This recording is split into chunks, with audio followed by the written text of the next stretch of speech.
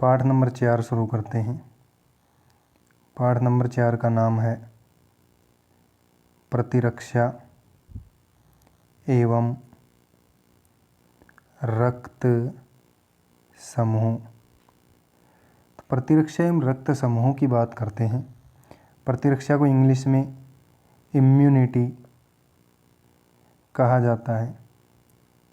इसमें दो भाग होते हैं, एक होता है प्रतिरक्षी और एक होता है प्रतिजन, यानी कि एक होता है एंटीबॉडी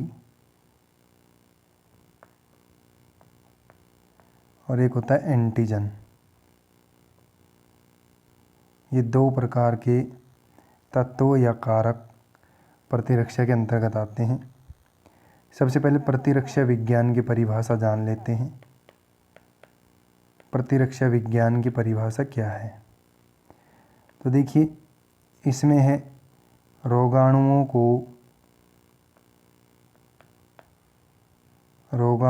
को उन्मूलन करने हेतु शरीर में होने वाली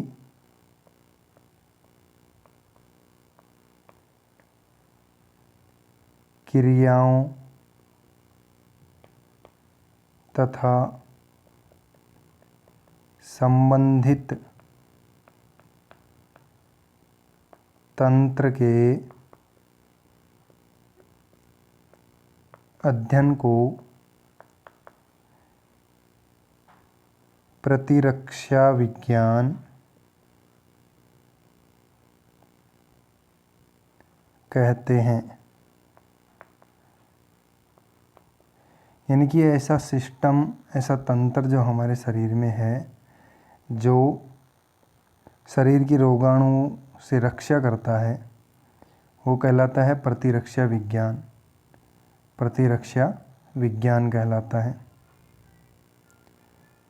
इसके बारे में अभी डिटेल में जानेंगे। शरीर में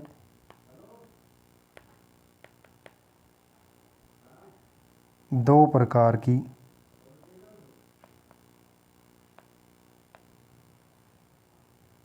प्रतिरक्षा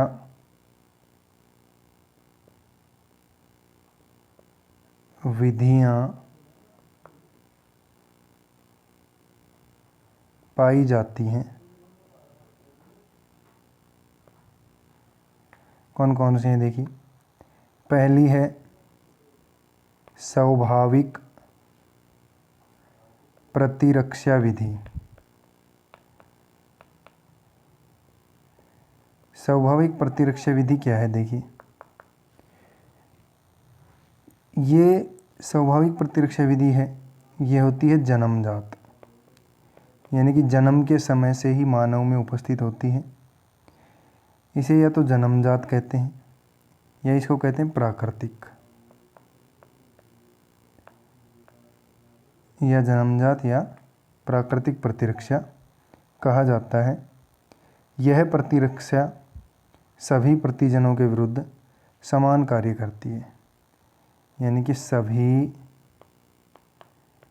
प्रतिजन, यानी कि जितने भी प्रतिजन हैं उनके विरुद्ध यह प्रतिरक्षा समान कार्य करती है। यानी कि इसके कार्य करने का जो ढंग है वो सभी प्रतिजनों के खिलाफ एकदम समान है, एक ही पैटर्न से कार्य करती है। स्वाभाविक प्रतिरक्षा के कुछ सहायक कारक होते हैं, जैसे नंबर 1 है भौतिक अवरोधक। भौतिक अवरोधक यानी कि जो बाहरी अवरोधक हैं उन्हें भौतिक अवरोधक कहा गया है। दूसरा है रासायनिक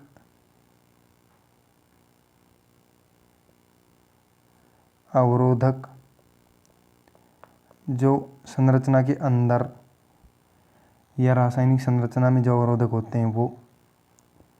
तीसरा है कोशिका अवरोधक।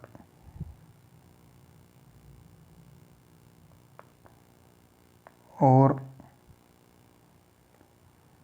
नंबर 4 पर है ज्वर यानी कि बुखार, सूजन आदि, ये भी इसमें अवरोधक का कार्य करते हैं।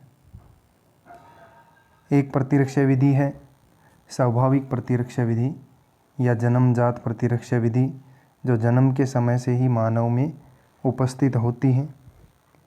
दूसरी है उपार्जित, जिसे मनुष्य अपने जीवन काल में प्राप्त करता है, वो उपार्जित प्रतिरक्षा होती है। तो 2 प्रकार की प्रतिरक्षा विधियां हैं। पहली है स्वाभाविक प्रतिरक्षा विधि, दूसरी है उपार्जित प्रतिरक्षा विधि। ये जो उपार्जित प्रतिरक्षा विधि है इसे अनुकूली या विशिष्ट प्रतिरक्षा भी कहते हैं। अनुकूली या विशिष्ट प्रतिरक्षा भी कहते हैं क्योंकि ये जन्म के पश्चात प्राप्त की जाती है। अब ये भी 2 प्रकार की होती है। एक प्रकार है इसका सक्रिय और दूसरा है निष्क्रिय। अब देखिए सक्रिय क्या होता है कि शरीर में प्रतिजन के विरुद्ध कार्य करती है ये सक्रिय प्रतिरक्षा, और स्वयं प्रतिरक्षाओं का निर्माण करती है। यानी कि स्वाभाविक प्रतिरक्षा विधि कौन सी है, सक्रिय प्रतिरक्षा कौन सी है, जो शरीर में प्रतिजन के विरुद्ध स्वयं प्रतिरक्षाओं का निर्माण करती है। शरीर में प्रतिजन के विरुद्ध स्वयं प्रतिरक्षाओं का निर्माण करती है, तो वो स्वाभाविक प्रतिरक्षा होती है।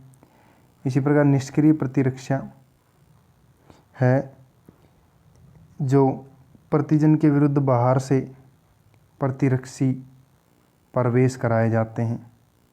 प्रतिजन के विरुद्ध यानी कि एंटीजन के विरुद्ध बाहर से एंटीबॉडी प्रवेश कराए जाते हैं, तो वो निष्क्रिय प्रतिरक्षा विधि होती है। निष्क्रिय प्रतिरक्षा विधि का उदाहरण है डिप्थीरिया,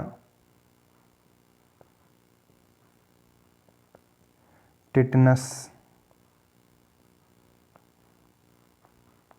के टीके। ये जो टीके लगते हैं ये बाहर से प्रतिरक्षा को शरीर में प्रविष्ट करवाते हैं। तो अभी तक हमने जाना प्रतिरक्षा विज्ञान के बारे में, प्रतिरक्षा विज्ञान की परिभाषा, 2 प्रकार की प्रतिरक्षा विधियों के बारे में, एक स्वाभाविक और दूसरी है उपार्जित।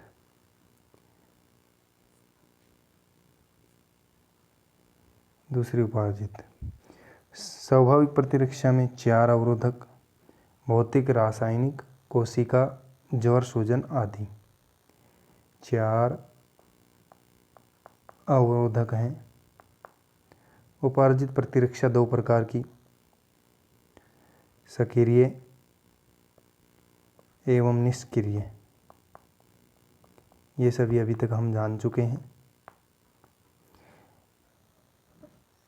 बात करते हैं प्रतिजन व प्रतिरक्षी की। प्रतिजन व प्रतिरक्षी की दोनों की अलग अलग बातें अलग अलग अध्ययन करते हैं दोनों के बारे में। सबसे पहले बात कर लेते हैं प्रतिजन की।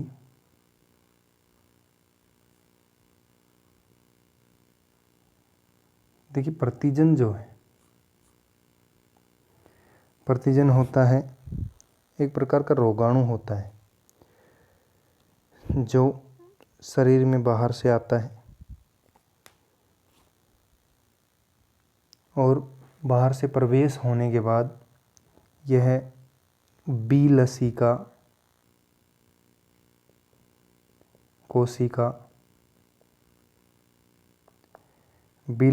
कोशिका को प्रतिरक्षी उत्पादन हेतु प्रेरित करता है। यानी कि प्रतिजन क्या है? प्रतिजन वह बाहरी रोगाणु है जो शरीर में प्रवेश होने के बाद बी लसिका कोशिका को प्रतिरक्षी उत्पादन हेतु प्रेरित करता है। यानी कि प्रतिरक्षी के उत्पादन के लिए कौन उत्तरदायी है? प्रतिजन है। इसके बाद प्रतिरक्षी की क्या परिभाषा है वो भी देख लेते हैं।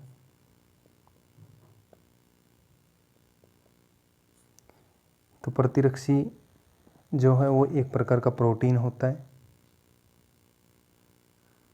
प्रतिरक्षी एक प्रकार का प्रोटीन होता है जो शरीर में उपस्थित बी लसिका कोशिका द्वारा निर्मित होता है। यानी कि प्रतिजन तो क्या है कि प्रतिजन वह बाहरी रोगाणु है जो शरीर में प्रवेश करने के बाद बी लसिका कोशिका को प्रतिरक्षी उत्पादन के लिए प्रेरित करता है। और प्रतिरक्षी है वह बाहरी प्रोटीन, वह प्रोटीन है जो शरीर में उपस्थित बी लसिका कोशिका द्वारा किसी प्रतिजन से क्रिया करके निर्मित होते हैं। प्रतिजन व प्रतिरक्षी में अंतर, इनमें कुछ अंतर होते हैं। तो अंतर के लिए इस प्रकार की एक सारणी बना लेंगे। इस साइड में लिख लेंगे प्रतिजन और इस साइड में लिख लेंगे प्रतिरक्षी। एक साइड में प्रतिजन और एक साइड में प्रतिरक्षी। इधर नंबर 1 डाल के लिखेंगे प्रतिजन वे बाह्य पदार्थ हैं जो प्रतिरक्षियों के निर्माण को प्रेरित करते हैं। इधर नंबर 1 डालेंगे ये मनुष्य के शरीर में निर्मित होने वाले अणु हैं जो प्रतिजन के विरुद्ध कार्य करते हैं। एक अंतर होने के बाद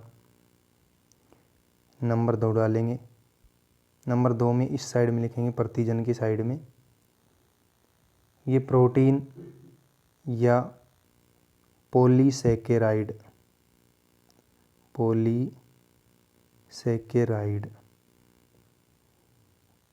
के बने होते हैं। इस साइड में लिखेंगे प्रतिरक्षी की साइड में ये शरीर के अंदर निर्मित होने वाले प्रोटीन के अणु हैं।